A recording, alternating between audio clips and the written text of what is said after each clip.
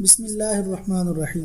مال و دولت کی محبت انسان کی فطرت میں رکھ دی گئی ہے اور وہ اس کے لالچ میں بعض اوقات حلال و حرام کے فرق کو بھی ختم کر دیتا ہے اور دنیاوی مال و متاع کی خاطر وہ کچھ بھی کر گزرتا ہے۔ آج کی ویڈیو میں ہم آپ کے سامنے ایک واقعہ شیئر کر رہے ہیں کہ جب خلیفہ وقت نے حضرت سالم بن عبداللہ کو مال و متاع کی آفر کی تو انہوں نے اس کا کیا جواب دیا۔ خلیفہ ہشام بن عبد الملک بیت اللہ شریف کے حج کو آیا۔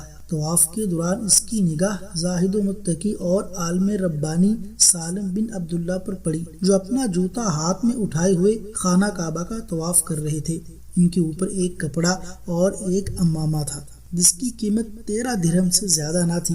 خلیفہ ہشام نے کہا، کوئی ضرورت حاجت ہو تو فرمائیں۔ سالم بن عبداللہ رضی اللہ تعالی عنہ نے کہا، مجھے اللہ سے شرم آ رہی ہے کہ میں اس کے گھر میں ہوتے ہوئے کسی اور کے سامنے دستے سوال دراز کروں۔ یہ سننا تھا کہ خلیفہ کے چہرے کا رنگ سرخ ہونے لگا۔ اس نے سالم بن عبداللہ کے جواب میں اپنی سبکی محسوس کی۔ جب سالم بن عبداللہ حرم شریف سے باہر نکلے تو وہ بھی ان کے پیچھے ہی حرم سے نکل پڑا اور راستے میں ان کے سامنے آ کر کہنے لگا، اب تو آپ بیت اللہ شریف سے باہر نکل چکے ہیں، کوئی حاجت ہو تو فرمائیں۔ سالم بن عبداللہ گویا ہوئے، آپ کی مراد دنیاوی حاجت سے ہے یا اخروی حاجت سے؟